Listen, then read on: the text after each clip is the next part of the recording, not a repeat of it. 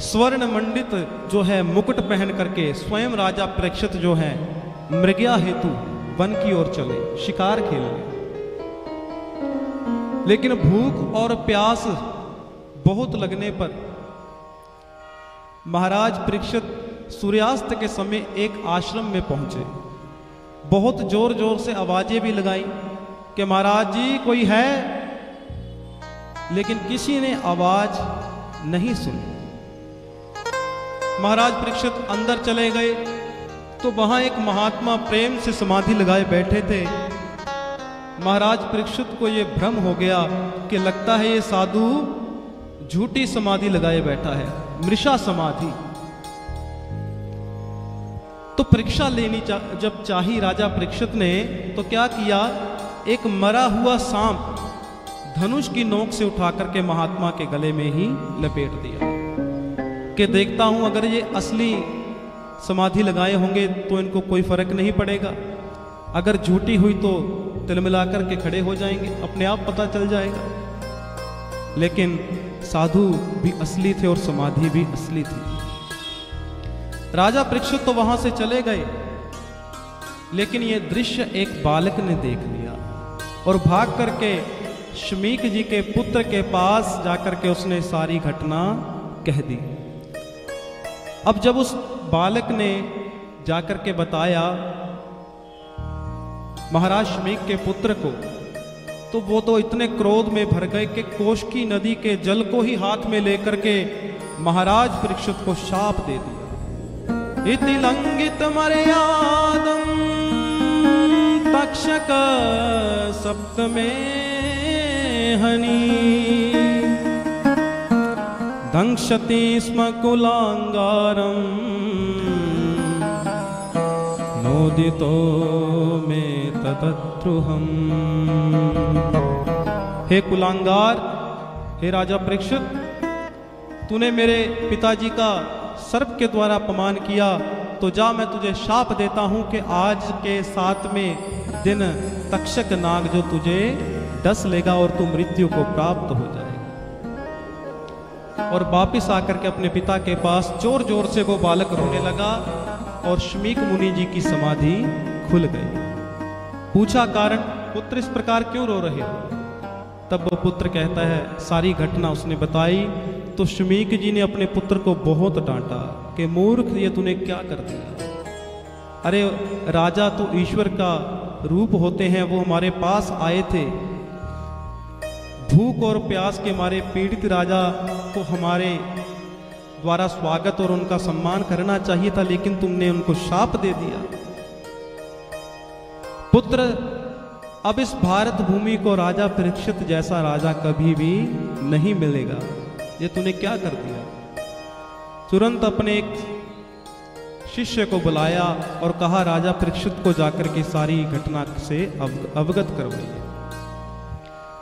इधर महाराज परीक्षित जो थे, जब उन्होंने आकर के उस स्वर्ण मुकुट को उतारा तो कलयुग का जो प्रभाव था वो खत्म हुआ और अब सोचा कि ये मैंने क्या कर दिया।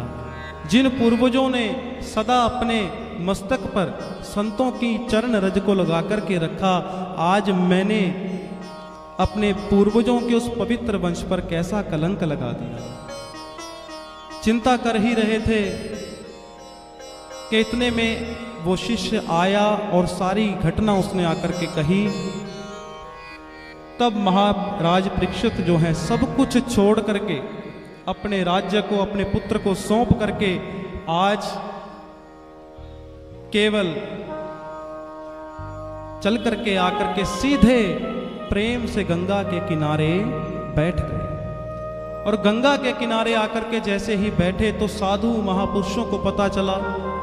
एक एक करके अनेकों दिव्य साधु महापुरुष राजा परीक्षित के पास आए और तब राजा परीक्षित ने सभी के चरणों में प्रणाम किया और पूछा कि हे प्रभु, आप तो सभी परम सिद्ध संत हैं, मैं आपसे ये प्रश्न करना चाहता हूं कि मरणासन्न व्यक्ति जो होते हैं उनको अंतिम समय में अपनी मुक्ति के लिए क्या उपाय करना चाहिए?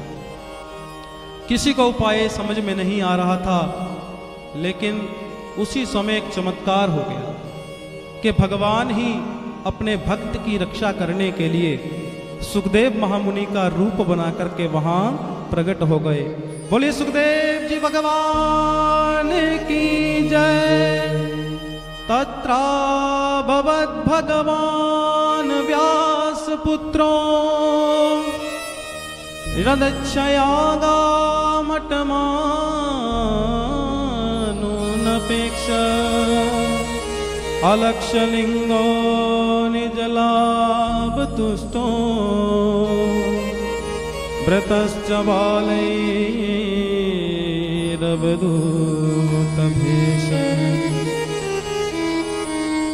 16 साल की अवस्था के महाराज महामुनि श्री सुखदेव जी महाराज वहां प्रकट हो गए। सभी दिव्य साधु संत जितने भी वहां बैठे थे, हजारों वर्ष की आयु वाले, वे भी सुखदेव जी के आगमन पर सभी खड़े होकर के उनको प्रणाम करने लगे। राजा परीक्षित ने जब देखा कि इस छोटे से बालक को, जिनकी अवस्था केवल 16 साल की है और हजारों वर्षों के दिव्य आयु वाले महात्मा इनको प्रणाम कर रहे हैं, लगता है ये कोई दिव्य महापुरुष है। उसी समय राजा परीक्षित भी खड़े हुए, प्रणाम किया, बैठने के लिए आसन दिया और विधिवत पूजा करते हुए प्रश्न किया। कहते हैं महाराज, ये साम संस्मरणात् पुंसाम सद्यः सुत्यन्ति वै गृहा किं पुनर्दर्शन स्पर्श पादशोचासनादिवे। महाराज, आप जैसे सिद्ध संत जहां भी पधार जाएं वो साक्षात तीर्थ बन जाता है, और आपका अगर चरण रज और आपका स्पर्श, आपके वचनामृत किसी को प्राप्त हो जाएं, वो व्यक्ति तो जीते जी मुक्त हो जाता है। इसलिए मैं आप जो योगियों के भी परम गुरु हैं, आपसे प्रश्न करता हूं कि महाराज, प्रियमानस्य किम कर्तव्यम, मरणासन्न व्यक्ति को क्या करना चाहिए, किसका ध्यान करना चाहिए, क्या नहीं करना चाहिए, ये सारे कर्तव्य आप मुझे विस्तार से बतलाइए। जब ये प्रश्न किया तो महाराज सुखदेव जी तो परम वीतराग महात्मा हैं, वो इस प्रश्न को सुनकर के बड़े प्रसन्न हुए, क्योंकि ये प्रश्न केवल महाराज परीक्षित का व्यक्तिगत प्रश्न नहीं, सार्वभौम प्रश्न है। प्रसन्न होकर के आज महाराज परीक्षित को कहते हैं, वरियानेशते प्रश्न कृतो लोकहितं नृप आत्मवित्सम्मत पुंसां श्रोतव्यादिषु यत्पर। हे महाराज परीक्षित, ते प्रश्न वरियान, आपका प्रश्न बहुत सुंदर है, ये जीवों के कल्याण करने वाला प्रश्न है, इसलिए मैं इसका उपाय आपको कहता हूं। देखिए महाराज, इस संसार में जितने भी प्राणी हैं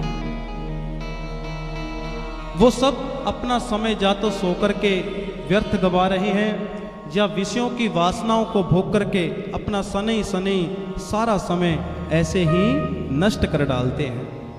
अपनी मुक्ति का कल्याण करने का भी किसी के पास समय तक नहीं। जो मृत्यु का भय सब पर बना हुआ है, एक ना एक दिन काल अपने मुख का जो है ग्रास सभी को बनाने वाला है, इस बात पर कोई सोचने तक का भी किसी के पास समय नहीं। लेकिन एक ना एक दिन काल तो अपना ग्रास बना करके ही रहेगा। जब अंत समय आता है तब जीव घबराता है कि मैंने कुछ किया ही नहीं अब तक। तो महाराज, इस मृत्यु भय से मुक्त होने के लिए क्या करना चाहिए?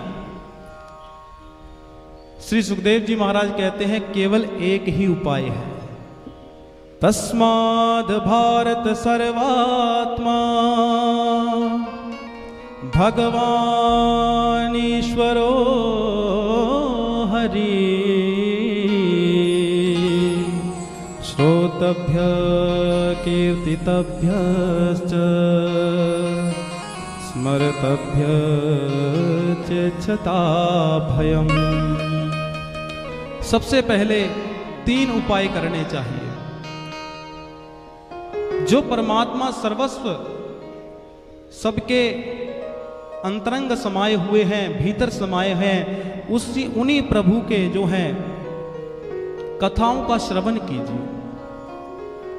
और जब खूब कथा का श्रवण कर लिया, कोई सुनने वाला जब नहीं मिला, तो कीर्ति तभ्यश्च, स्वयं भगवान के जो है कीर्तन करके उनके गुणगणों को गाइए। और जब कोई गुणगण सुनने वाला सुनाने वाला भी ना मिले, तो प्रेम से एकांत में बैठ करके जो है हरि के भजन करते करते अपने समय को व्यतीत कीजिए। केवल यही उपाय है और जिससे जो है जीव इस मृत्यु के भय से मुक्त हो सकता है।